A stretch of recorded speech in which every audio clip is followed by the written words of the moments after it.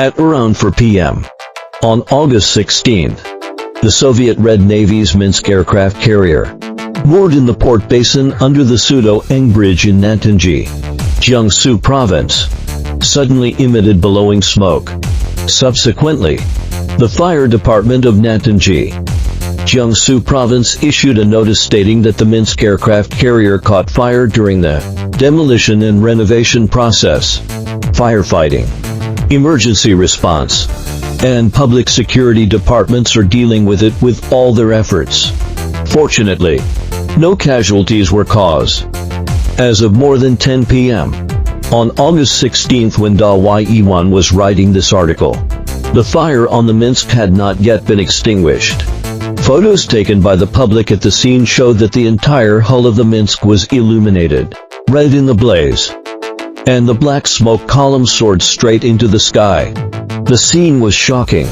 This might be the most serious accident that occurred to the Kiev-class aircraft carrier during its stay in China. What exactly happened to the Minsk? The matter is roughly like this. Jiangsu Province's Nantenji, China plans to build an aircraft carrier theme park based on the platform of the Minsk aircraft carrier, and on this basis, build a national defense science popularization education base, an aircraft carrier resort area, and a leisure tourism business district. This project belongs to the Su-Shitong Science and Technology Industrial Park in Nantenji, Jiangsu Province in January of this year. The National Defense Science Popularization Education Base, as a new landmark of cultural tourism in Nantenji, was scheduled to start construction before the Spring Festival and officially open to the public before this year's National Day. At that time, it was also announced that the entire project would invest 2 billion yuan. What exactly is the cause of the accident? A fire during the ship's renovation process is most likely caused by the renovation team not strictly following the ship's hot work procedures during construction. Previously, when the U.S. Navy's USS Bonhomme Richard amphibious assault ship caught fire and when the Russian Navy's aircraft carrier Admiral Kuznetsov V caught fire, we have popularized the hot work procedures during the shipbuilding, repair or renovation process for everyone. If a ship needs to carry out hot work during the process of construction, repair or modification, it must follow a complete set of procedures first. A hot work application form must be filled out to the project party to strictly determine the scope, level and content of the hot work. At the same time, the operator, supervisor and safety officer must be clearly defined. A shift leader must be on site to supervise during the hot work. Before the hot work, a strict fire safety inspection must be carried out in the hot work area to clear or cover all flammable and explosive dangerous items in the hot work area. And at least 2 different types of fire extinguishers must be prepared in advance, as well as fire suppression soil and stones, etc. The second is that when it's really time for hot work, it's like one person doing the work while a group of people watching. The operator is doing the welding. The supervisor is keeping a close watch at all times. And a group of safety personnel behind are holding tools, such as fire extinguishers, fire blankets, and shovels, ready to extinguish sparks at any moment. Once there are flames or sparks during the hot work process, the fire extinguisher should be used immediately. This is the regulation for hot work during the construction, repair and modification of a ship. Although the procedure is cumbersome, this regulation is definitely scientific and can be said to be an experience formed with blood and money, and disguisedly so. For such a big fire that occurred during the maintenance or demolition and modification process of the Minsk this time, I can only say that it might be caused by hot work during the renovation process, or by the short circuit of electrical wires and the appearance of arcs igniting combustibles. As for why the fire burned so vigorously, I think there are several factors. First, there might be an insufficient number of safety personnel. I won't elaborate on this point. After all, this is just a team for park renovation, not an aircraft carrier modification team. Among them, It is very likely that there were problems with not strictly following the ship's hot work regulations during construction, directly causing a fire during the demolition and modification process. The relevant personnel had no idea how to deal with it, and the fire quickly got out of control. Secondly, the damage control performance of the ship is poor. Under normal conditions, whether a ship is self-propelled by the main engine, anchored by the auxiliary engine, or connected to shore power in the berthing state, the damage control and firefighting system of the ship must be in working condition. Of course, the damage control system itself requires electricity to maintain normal operation.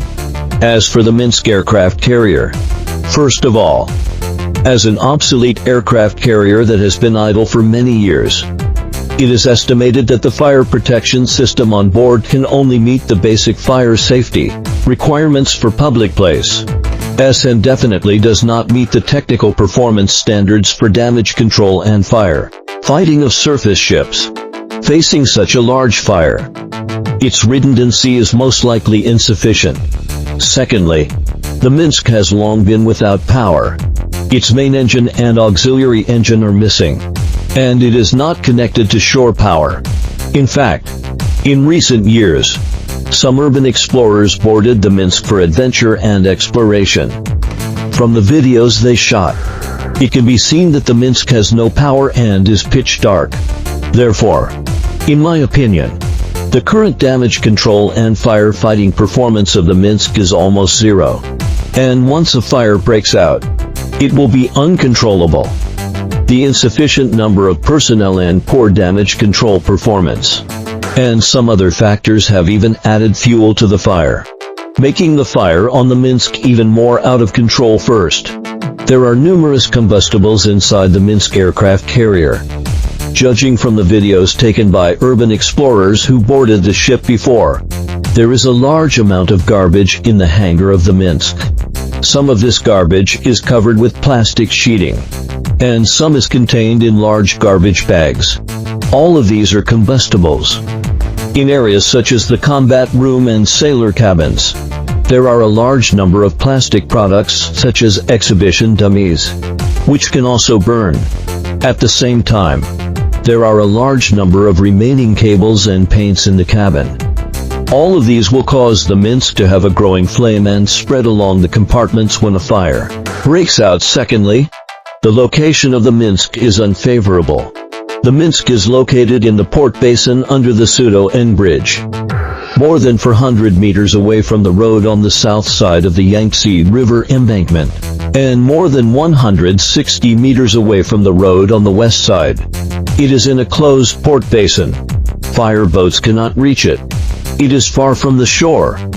If relying on the water hoses of local fire trucks in Nantenji for firefighting, I'm afraid the water sprayed would be like a small water gun.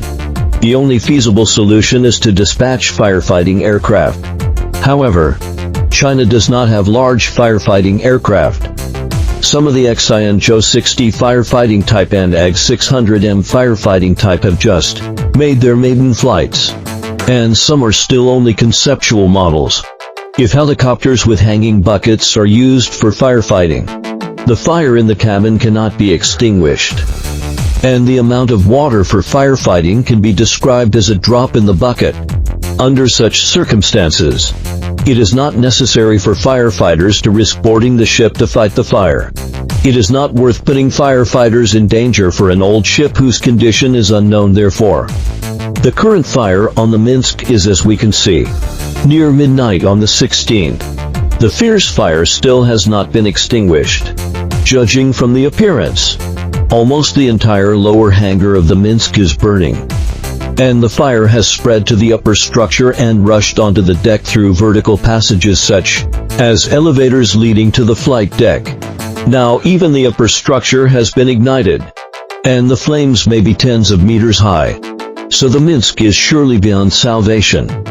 We don't know what the bottom cabin has been burned into. It is already fortunate that the upper structure has not collapsed. After this disaster, it is surely hopeless to repair the Minsk. Just the cost of cleaning all the areas that were on fire is incalculable. Moreover, after the cabins were on fire, the strength of all the decks needs to be recalculated. Just like the situation after the fire on the aircraft carrier Admiral Kuznetsov V. This is a considerable amount of work for a new ship. Not to mention that this is an old ship that is 46 years old and has only residual value.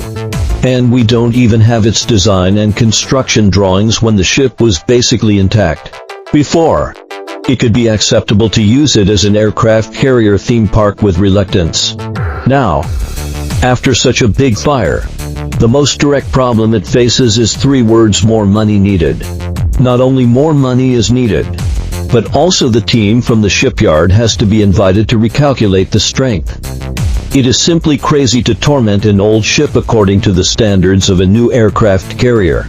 So a big fire has basically burned away the grand wish of building the Minsk into an aircraft carrier theme park.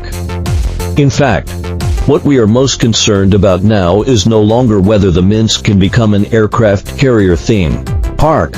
Facing this fierce fire, what we are most sighing with emotion about is the tortuous fate of the Minsk.